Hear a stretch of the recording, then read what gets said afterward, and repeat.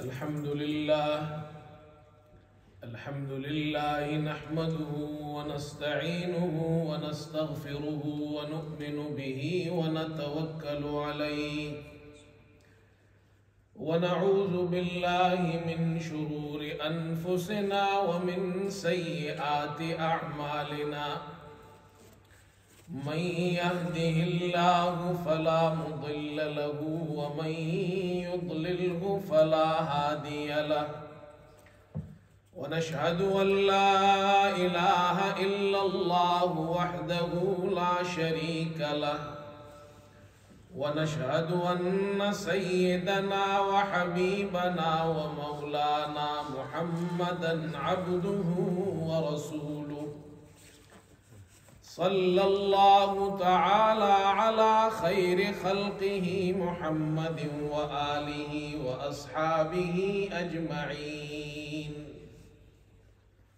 أما بعد فأعوذ بالله من الشيطان الرجيم بسم الله الرحمن الرحيم واصبر نفسك مع الذين يدعون ربهم بالغداة والعشي يريدون وجهه ولا تعد عيناك عنهم صدق الله مولانا العظیم۔ بزرگان محترم اور برادران عزیز، سیرت طیبہ کا جو سلسلہ ہم نے شروع کیا تھا تو اس کے تقریباً 18 حصے آپ حضرات کے سامنے بیان ہو چکے ہیں اور آج 19واں حصہ بیان ہوگا۔ گزشتہ حصے میں ہجرت کے بعد کے واقعات ذکر کیے گئے تھے۔ حضرت صلی اللہ علیہ وسلم جب ہجرت فرما کر قباء پہنچے تو آپ نے وہاں مسجد قباء کی تعمیر فرمائی۔ یہ اسلام کی پہلی مسجد ہے، اور وہاں سے جب آپ مدینہ منورہ پہنچے تو یہاں پہنچ کر آپ نے مسجد تعمیر فرمائی جو مسجد نبوی کہلاتی ہے، مسجد رسول صلی اللہ علیہ وسلم کہلاتی ہے، اس مسجد کی تعمیر فرمائی۔ اس کے بارے میں تفصیل سے عرض کیا گیا تھا۔ مسجد نبوی میں ایک چبوترا ہے جسے عربی میں صفہ کہتے ہیں، اور وہ چبوترا آج بھی موجود ہے۔ حضرت صلی اللہ علیہ وسلم کے روضہ اقدس کے بالکل پیچھے وہ چبوترا پایا جاتا ہے۔ یہ اسلام کا پہلا مدرسہ ہے جو مسجد نبوی میں آپ صلی اللہ علیہ وسلم نے قائم فرمایا تھا۔ گویا مسجد اور مدرسے کی تاریخ کا آغاز حضرت صلی اللہ علیہ وسلم نے اپنے دور سے فرمایا ہے۔ مسجد بھی ہے اور مدرسہ بھی ہے، اور اس مدرسے کے پہلے استاد آپ ہیں، اور آپ کے شاگرد صحابہ رضی اللہ عنہ مجمعین ہیں۔ غریب صحابہ تھے جو یہاں پر رہتے تھے اسی چبوترے میں، اور اس چبوترے کی حالت یہ تھی کہ اس کے اوپر کھجور کے پتے ڈالے گئے تھے، اور اس میں صحابہ اکرام غربت کی حالت میں رہتے تھے، دین کا علم حاصل کرتے تھے۔ اور ان طلبہ میں سے ایک طالب علم تھے ابو ہریرہ رضی اللہ تعالی عنہ۔ حضرت ابو ہریرہ فرماتے ہیں کہ میں نے 70 اصحاب صفہ کو اس حالت میں دیکھا کہ وہ غربت کی حالت میں تھے۔ ان کے پاس کوئی چادر نہیں تھی پہننے کے لیے، تہبند ہوتی تھی، اور یا ایک کپڑا ہوتا تھا جو گلے میں انہوں نے لٹکایا ہوتا تھا، اور تہبند کی حالت یہ تھی آدھی پنڈلی تک ہوتی تھی یا ٹخنوں تک ہوتی تھی۔ کپڑے سمیٹ کر رکھتے تھے تاکہ پردہ نہ کھل جائے۔ اس حالت میں دین کا علم انہوں نے حاصل کیا۔ کھانے کے لیے کچھ نہیں ہوتا تھا، حضرت صلی اللہ علیہ وسلم اعلان فرماتے تھے کہ جس کے پاس 2 آدمیوں کا کھانا ہو تو وہ اپنے ساتھ تیسرا آدمی یہاں سے لے جائے، 3 کا کھانا ہو تو چوتھا اور 5واں یہاں سے لے جائے۔ ابو بکر صدیق رضی اللہ تعالیٰ عنہ اپنے ساتھ 3 آدمیوں کو لے گئے کھانے کے لیے، کھانا کھلانے کے لیے۔ حضرت صلی اللہ علیہ وسلم اپنے ساتھ 10 صحابہ کو لے گئے کھانا کھلانے کے لیے۔ یہ رواج اس وقت سے چلتا آ رہا ہے۔ آپ نے بھی دیکھا ہوگا پرانے زمانے میں ہمارے بزرگ جانتے ہیں، جو طالب علم دین کا علم حاصل کرتے تھے مسجدوں میں رہتے تھے، اور گاؤں کے لوگ، علاقے کے لوگ گھروں سے ان کے لیے کھانا بیچتے تھے۔ یہ سلسلہ حضرت صلی اللہ علیہ وسلم کے زمانے سے شروع ہوا ہے۔ اس طرح انہوں نے دین کا علم حاصل کیا۔ اور میرے دوستو، ان طلبہ میں ایک طالب علم ابو ہریرہ رضی اللہ تعالیٰ عنہ ہے۔ سن 7 ہجری کو یہ مسلمان ہوئے، حضرت صلی اللہ علیہ وسلم کی وفات سے 3 سال پہلے۔ لیکن ان 3 سالوں میں انہوں نے کتنا علم حاصل کیا۔ اسی مدرسے میں بیٹھ کر ابو ہریرہ فرماتے ہیں کہ مہاجرین صحابہ کاروبار میں مشغول ہو گئے، انصار زراعت میں مشغول ہو گئے، اور یہ جو طلبہ تھے یہ دین کا علم حاصل کرتے تھے۔ فرمایا کہ میں نے اپنے آپ کو صفہ میں رکھا، یہاں دین کا علم حاصل کیا۔ اور کتنا علم دین حاصل کیا انہوں نے اس غربت میں بھوکے رہ کر۔ وہ ان کے بارے میں آتا ہے کہ جو احادیث حضور صلی اللہ علیہ وسلم سے ابو ہریرہ رضی اللہ تعالی عنہ سے منقول ہے اور آپ کی روایات ہے، ان احادیث کی تعداد 5374 ہے۔ اتنی بڑی تعداد میں ابو ہریرہ رضی اللہ تعالی عنہ احادیث روایت کرتے ہیں۔ لیکن میرے دوستو، کچھ لوگ ایسے ہیں جو اسلام کے دشمن ہیں، احادیث مبارکہ کے دشمن ہیں، ملحدین، مستشرقین اور صحابہ اکرام کے دشمن۔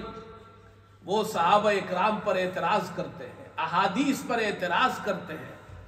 ان کا ایک اعتراض یہ ہوتا ہے کہ ابو ہریرہ رضی اللہ تعالی عنہ آخر میں آئے، سن 7 ہجری کو مسلمان ہوئے، 3 سال حضرت صلی اللہ علیہ وسلم کی خدمت اقدس میں گزارے۔ سب سے زیادہ روایات انہوں نے کیے، باقی صحابہ نے نہیں کیے۔ اتنے روایات انہوں نے یاد کیسے کی ہے؟ 5374 احادیث۔ تو اس کا جواب سن لیجئے۔ ابو ہریرہ رضی اللہ تعالی عنہ نے جیسے خود فرمایا، انہوں نے اپنے آپ کو دین کے لیے وقف کر دیا تھا۔ ان کا کام ہی یہی تھا کہ حضرت صلی اللہ علیہ وسلم کی احادیث کو یاد کریں، اور پھر وہ مدینہ منورہ میں رہے جہاں دوسرے طلبہ آ کر ان سے حدیث کا علم حاصل کرتے تھے۔ اس طرح ان کی احادیث کی اشاعت زیادہ ہوئی۔ پھر 5000 سے زیادہ احادیث یاد کرنا کون سی مشکل بات ہے؟ آپ نے دیکھا ہمارے یہاں چھوٹے بچے 2 سال کے اندر آرام سے قرآن یاد کر لیتے ہیں۔ بعض بچے اتنے ذہین ہوتے ہیں وہ 1 سال میں یاد کر لیتے ہیں۔ کچھ بچے اتنے ذہین ہوتے ہیں چند مہینوں میں، 6 مہینوں میں قرآن یاد کر لیتے ہیں۔ یہ آج کل کی بات کر رہا ہوں میں۔ قرآن کے اندر 6000 سے زائد آیات ہیں، ایک چھوٹا بچہ یاد کر لیتا ہے۔ اور ایسے لوگ آج کل کے دور میں بھی گزرے ہیں، ہمارے بزرگوں میں، ہمارے اساتذہ میں گزرے ہیں۔ حضرت علامہ انور شاہ کشمیری رحمت اللہ علیہ ایسے ذہین تھے، اللہ نے ایسی ذہانت، قوت حافظہ عطا فرمائی تھی۔ 40 سال پہلے جو کتاب پڑھی ہوتی تھی وہ کتاب 40 سال بعد انہیں یاد ہوتی تھی۔ ہمارے استاد ہیں، آج بھی زندہ ہے پاکستان کے اندر، حضرت مولانا ڈاکٹر منظور احمد مینگل صاحب، اللہ نے بڑا علم دیا ان کو۔ اور وہ جب حج پر گئے، پہلی مرتبہ حج پر تشریف لے گئے، جب واپس تشریف لائے انہوں نے مجھے خود یہ بیان کیا کہ میں مکہ مکرمہ میں تھا، حج کے لیے گیا، جتنے دن مکے میں رہے وہاں بیت اللہ کے سامنے بیٹھ کر انہوں نے بخاری شریف کو حفظ کیا۔ ہمارے استاد شیخ الحدیث حضرت مولانا سلیم اللہ خان صاحب رحمۃ اللہ علیہ، جن سے ہم نے حدیث پڑھی ہے، بہت بڑے محدث تھے. انہوں نے یہ واقعہ بیان کیا کہ جب میں دارالعلوم دیوبند سے پڑھ کر چھٹیوں میں اپنے گاؤں گیا، اپنے قصبے گیا، اپنے علاقے گیا، تو ہمارے یہاں ایک حافظ صاحب مسجد میں تراویح سنانے کے لیے آتے تھے. اس سال وہ نہیں آئے کسی وجہ سے. لوگ بڑے پریشان ہوئے کہ رمضان شروع ہونے والا ہے اور کوئی حافظ نہیں جو تراویح سنائے. تو میں نے ان سے کہا تم پریشان نہ ہو، میں تراویح سناؤں گا. انہوں نے کہا تم حافظ ہو نہیں، کیسے سناؤ گے؟ میں نے کہا یہ چھوڑ دو. فرمایا رمضان شروع ہوا، دن میں ایک سپارہ یا سوا سپارہ جتنا سنانا ہوتا یہ دن بھر میں یاد کر لیتا اور رات کو تراویح میں سناتا. یہاں رمضان ختم ہوا اور یہاں میرا قرآن حفظ مکمل ہو گیا. اللہ تعالیٰ نے ایسے لوگ آج پیدا کیے، وہ تو صحابہ تھے. اور پھر ایک بات یہ بھی یاد رکھی ہے، ابو ہریرہ رضی اللہ تعالی عنہ نے جو 5374 روایات ان سے نقل کی گئی ہے، ان میں مکررات بھی ہے. حدیث کے اپنے اصطلاحات ہے، یہ اپنی ایک فیلڈ ہے، یہ الگ میدان ہے. جو لوگ حدیث کے فن سے واقف نہیں ہے، حدیث کے میدان سے واقف نہیں ہے، وہ تو 5374 سن کر ان کے کان کھڑے ہو جاتے ہیں کہ جی یہ کیسے ہو سکتا ہے. ایک صحابی آخر میں آئے اور اتنی احادیث ان سے نقل ہوئی. اس کی وجہ یہ ہے کہ وہ اس میدان کے لوگ نہیں ہیں. مثال کے طور پر سائنس میری فیلڈ نہیں ہے، اگر میں سائنس میں گفتگو کروں گا تو لوگ میرا مذاق اڑائیں گے. تو حدیث آپ کی فیلڈ نہیں ہے. کوئی انجینئر بنا ہوا ہے، کوئی ڈاکٹر بنا ہوا ہے اور آ کر وہ حدیث میں گفتگو کرتا ہے، اس کی گفتگو کی کوئی وقعت نہیں ہے، اس لیے کہ وہ اس میدان کا آدمی نہیں ہے. حدیث کے اندر جو روایات ہیں اس میں مکررات بھی شامل ہوتے ہیں. ریپیٹڈ مکررات کیا مطلب؟ آپ ایک مثال سے سمجھیے. ابو ہریرہ رضی اللہ عنہ مسجد نبوی میں احادیث پڑھا رہے ہیں. 10 طلبہ ان سے حدیث پڑھنے آئے مختلف جگہوں سے. 10 طالب علم آئے، انہوں نے 100 حدیثیں پڑھی. اب 100 حدیثیں انہوں نے ابو ہریرہ رضی اللہ عنہ سے روایت کی ہے. ٹوٹل احادیث کتنی ہے؟ 100. یہ 10 جو طالب علم تھے جو ابو ہریرہ سے روایت کرتے ہیں، یہ یہاں سے پڑھ کر 10 مختلف شہروں میں چلے گئے. کوئی بصرہ گیا، کوئی کوفہ گیا، کوئی شام گیا، کوئی مصر گیا، کوئی کسی اور جگہ گیا. اب جا کر ہر طالب علم اپنی جگہ وہ 100 حدیثیں بیان کرتا ہے. یہ بھی بیان کرتا ہے، یہ والا طالب علم بھی بیان کرتا ہے، وہ بھی بیان کرتا ہے. ٹوٹل احادیث کتنی ہے؟ 100. لیکن جب یہ 10 آدمی اس کو روایت کر رہے ہیں تو وہ حدیث کی اصطلاح میں وہ 100 نہیں ہوں گی، وہ ٹوٹل سب مل کر 1000 ہو جائیں گی. اس لیے کہ ہر راوی کی حدیث الگ حدیث ہے. تو یہ جو صحابی، یہ جو طالب علم 100 حدیث بیان کر رہا ہے، یہ اس کی 100 حدیثیں ہیں جو انہوں نے ابو ہریرہ سے لی ہے. الگ صحابی جو بیان کر رہا ہے اس کی 100 حدیثیں ہیں، وہ الگ طالب علم کی جو ابو ہریرہ سے لی ہے. تو اس طرح یہ 1000 ہو گئی. تو 5374 جو احادیث ہیں اس میں مکررات بھی ہے. 4074 مکررات ہے، باقی 1300 رہ گئی. تو لوگوں کا کام تو یہ ہے کہ وہ صحابہ پر اعتراض کرتے ہیں، حدیث پر اعتراض کرتے ہیں، لیکن اس فن کے لوگ نہیں ہیں. جو فن کا آدمی ان کی باتیں سنتا ہے تو وہ پھر اس پر جناب کیا ہے، وہ ہنستا ہے. جیسے کسی مولوی صاحب کو کہ کہو کہ جی سائنس پر تقریر کرے اور وہ تقریر شروع کرے تو لوگ ہنسیں گے اس پر. تو ہم بھی ان پر ہنستے ہیں، ان کی فیلڈ نہیں ہے اور وہ اس میں گفتگو کرتے ہیں. اللہ ان کو ہدایت عطا فرمائے. تو یہ پہلا مدرسہ تھا جو رسول کریم صلی اللہ علیہ وسلم نے مسجد نبوی میں قائم فرمایا. مدارس اور مدرسے کی تاریخ کا آغاز یہاں سے ہوا ہے. مسجد تعمیر کرنے کے بعد حضرت صلی اللہ علیہ وسلم نے اپنی ازواج مطہرات کے لیے حجرات تعمیر کیے، ان کے حجرے تعمیر کیے، ان کے لیے گھر تعمیر کیے. آپ ابو ایوب انصاری رضی اللہ عنہ کے گھر میں رہتے تھے، مسجد نبوی کی تعمیر ہو گئی، اس کے بعد اب آپ اپنی ازواج کے لیے، اس وقت آپ کی 2 زوجہ تھی، ایک حضرت سودا، ایک حضرت عائشہ، حضرت ختیجہ کا تو انتقال ہو گیا تھا۔ مسجد کے قریب آپ نے ان کے لیے 2 حجرے بنائے۔ حارثہ بن نعمان کی زمین تھی جو انہوں نے دی، آپ نے یہ 2 حجرے بنائے۔ بعد میں جب آپ نے دیگر شادیاں کی تو ان کے لیے بھی حجرے وہاں بنائے، اور حارثہ بن نعمان وہ اپنی زمین آپ کو دیتے جاتے تھے۔ یہ جو حجرے تھے یہ مسجد سے مشرق کی طرف تھے۔ حضرت عائشہ رضی اللہ تعالی عنہا کا حجرہ بھی مشرق کی طرف تھا۔ اور یہ حجرے کیا تھے؟ حضور صلی اللہ علیہ وسلم کے گھر تھے۔ اندازہ لگائیے اللہ کے نبی امام الانبیاء صلی اللہ علیہ وسلم کا گھر کیسے تھا؟ کچے اینٹوں سے بنا ہوا تھا، اور اس کی چھت، اس پر کھجور کے پتے ڈالے گئے تھے۔ حسن بصری کہتے جب میں بڑا ہوا تو میں جب ہاتھ اوپر کرتا تھا تو اس گھر کی چھت تک پہنچ جاتا تھا، اتنی نیچے چھت تھی۔ ایسے گھر میں آپ صلی اللہ علیہ وسلم رہے ہیں، مٹی کے گھر، کچے گھر، اور اس گھر کے دروازے پر دروازہ نہیں ہوتا تھا، وہاں ایک کپڑا لٹکا دیا گیا، بعد میں ایک دروازہ بنایا گیا۔ ایسے کچے گھر میں آپ صلی اللہ علیہ وسلم رہے، 10 سال آپ نے گزارے ہیں۔ آج ہم اپنے گھروں کو دیکھیں، محلات کو دیکھیں، اور امام الانبیاء صلی اللہ علیہ وسلم ایسے گھر میں رہ رہے ہیں جہاں رات کو چراغ نہیں جلتا تھا، لیکن اللہ نے وہاں سے پوری دنیا کو روشن کر دیا ہے۔ وہ علم کا فیض وہاں سے جاری ہوا ہے۔ حضرت عائشہ رضی اللہ تعالی عنہا خود بہت بڑی عالمہ تھی، صحابہ اکرام رضی اللہ عنہ مجمعین ان سے مسائل پوچھتے تھے۔ اس حجرے کی یہ برکات ہے جو امت کو ملے ہیں۔ لیکن کیا کرے کہ آج کا دور فتنے کا دور ہے۔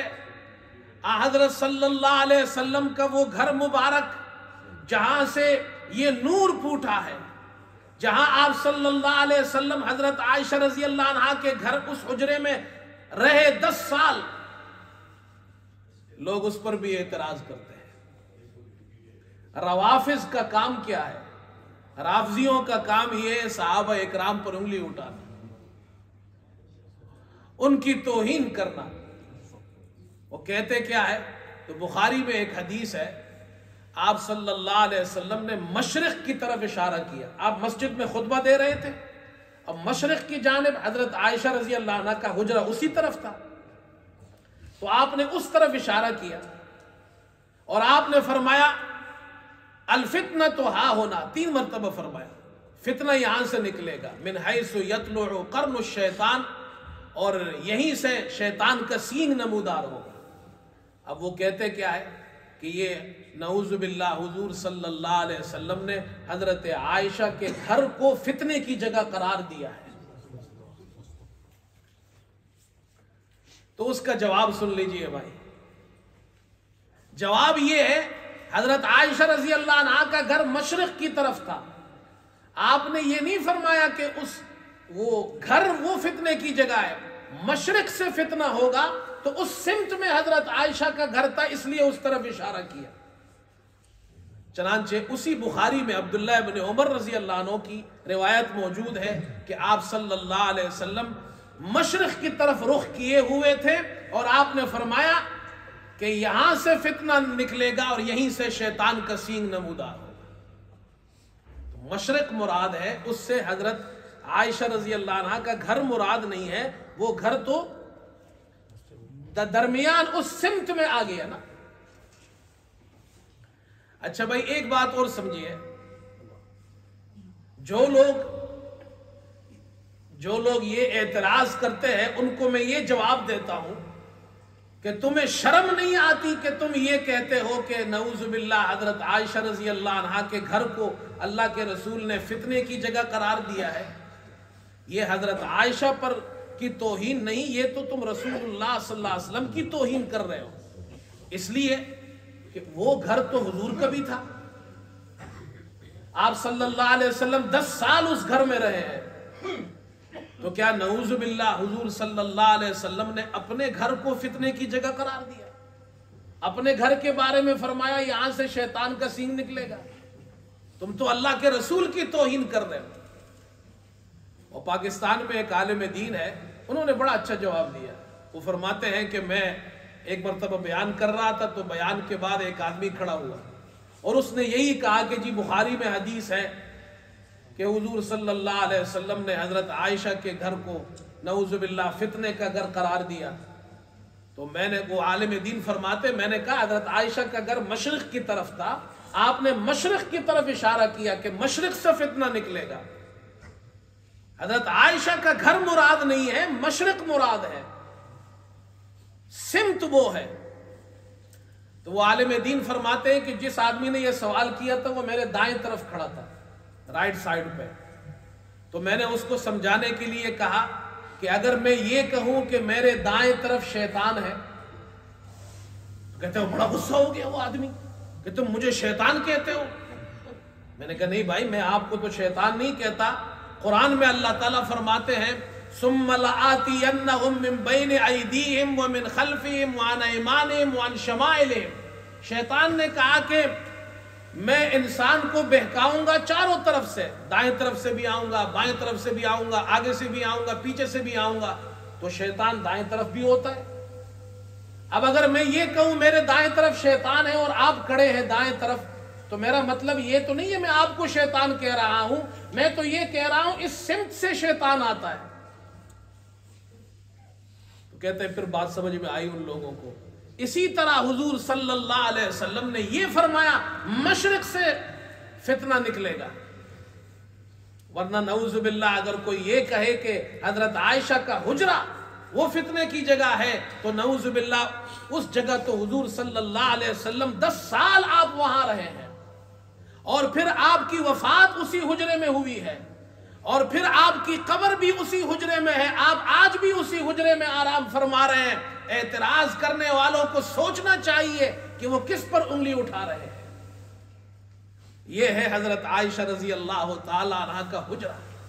تو آپ نے حجرے بنائے ازواج مطہرات کے لیے۔ پھر تیسرا کام، اب جو لوگ فوت ہو جاتے تھے ان کی جنازہ پڑھانی پڑتی تھی۔ ابو سعید خدری رضی اللہ عنہ فرماتے ہیں ہجرت کے بعد جب ہم مدینہ آئے تو کسی شخص کے انتقال کا وقت آتا تھا، ہم حضرت صلی اللہ علیہ وسلم کے پاس جاتے، آپ کو اطلاع دیتے، آپ تشریف لاتے، اور اس شخص جس کی روح نکل رہی ہوتی تھی اس کے لیے آپ دعا کرتے، استغفار کرتے۔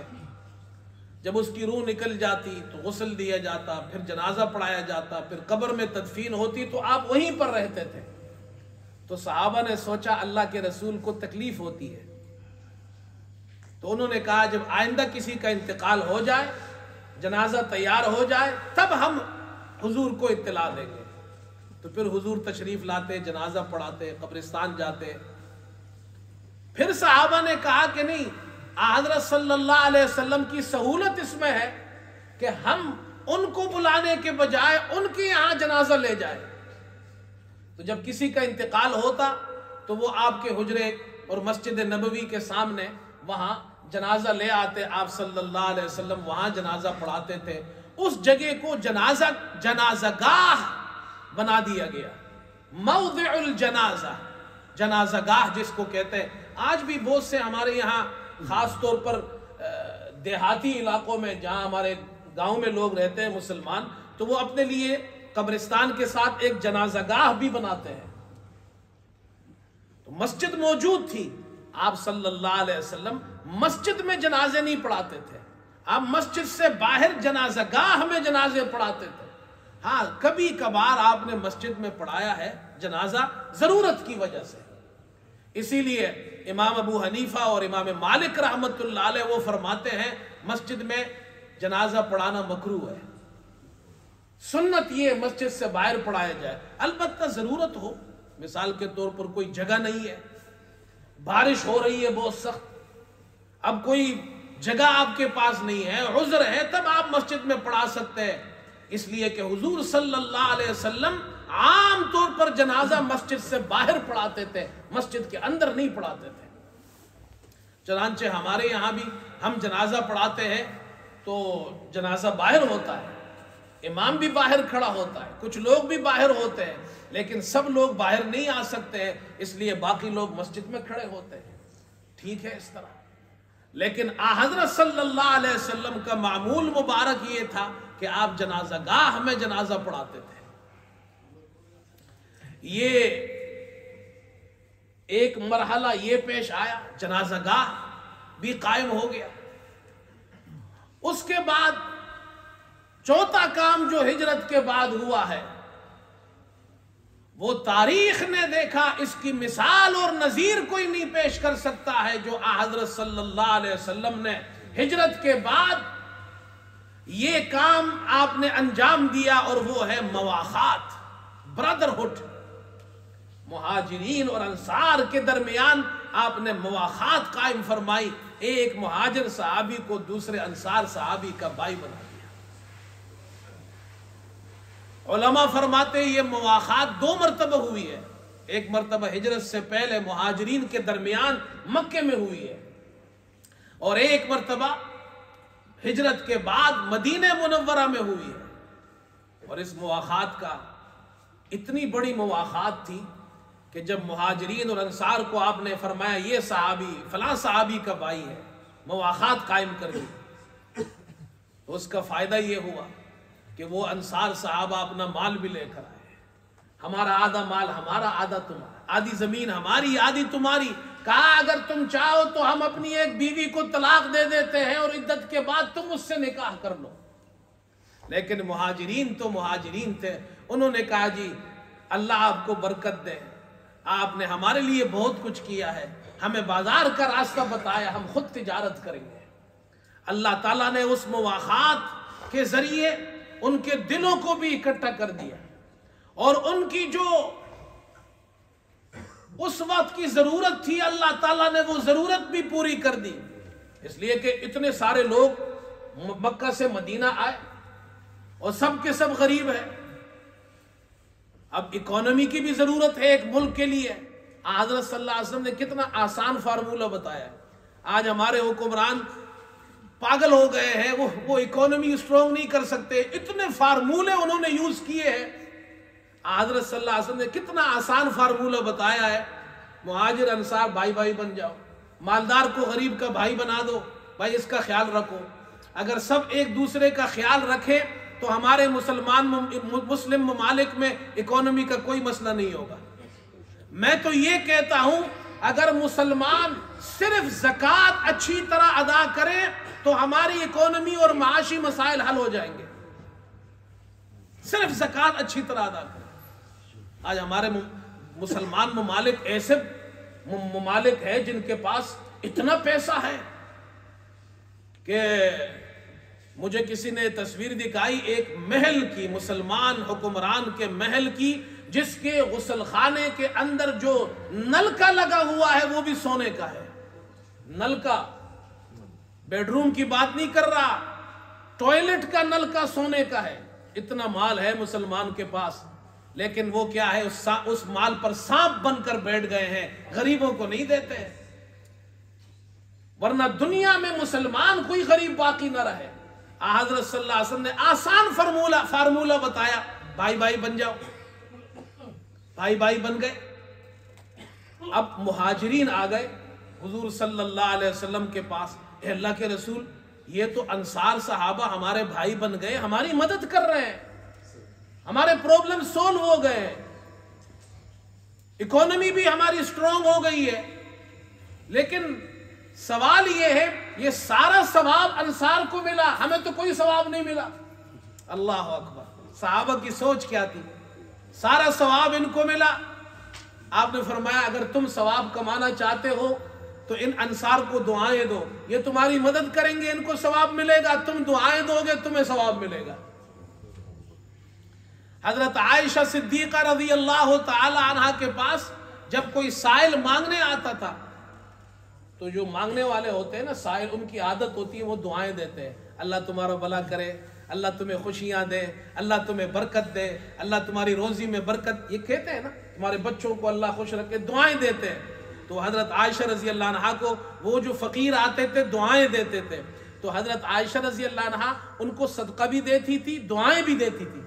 وہ بھی دعا دے رہے ہیں، آپ بھی دعائیں دیتی تھی، صدقہ بھی دے رہی ہے، دعائیں بھی دے رہی ہے۔ تو کسی نے پوچھا کہ آپ صدقہ بھی دیتی ہے اور ان کو دعائیں بھی دیتی ہے، کیوں؟ کہا اس لیے کہ دعا کا اجر صدقے سے زیادہ ہوتا ہے۔ جب یہ لوگ مجھے دعائیں دیتے ہیں تو ان کا مجھ پر احسان ہوتا ہے، تو میں صدقہ دیتی ہوں، ساتھ میں دعائیں بھی دیتی ہوں، تاکہ ان کے احسان کے بدلے میں صدقہ نہ ہو جائے۔ اللہ اکبر، کیسے لوگ تھے۔ اللہ تعالیٰ نے پھر وہ دن بھی دکھائے کہ جو غریب صحابہ تھے، جن کے پاس چادر نہیں ہوتی تھی کپڑے اوڑھنے کے لیے، اور تہبند اتنی چھوٹی ہوتی تھی کہ آدھی پنڈلی تک ہوتی تھی، پھر حضرت عمر رضی اللہ تعالیٰ عنہ کا دور آیا چند سالوں میں، اور جب ایران فتح ہوا اور وہاں کے خزانے وہاں پر لائے گئے اور اتنے ڈھیر لگ گئے سونے اور جواہرات کے کہ آدمی کے قد سے زیادہ اونچے تھے۔ اللہ تعالیٰ مسلمانوں کے مسائل کو حل کرتا ہے، شرط یہ ہم اچھے مسلمان بن جائے۔ آج بھی ہم اگر اچھے مسلمان بن جائے، اللہ ہمارے مسائل کو بھی حل کر دے گا۔ وآخر دعوانا الحمدللہ رب العالمین۔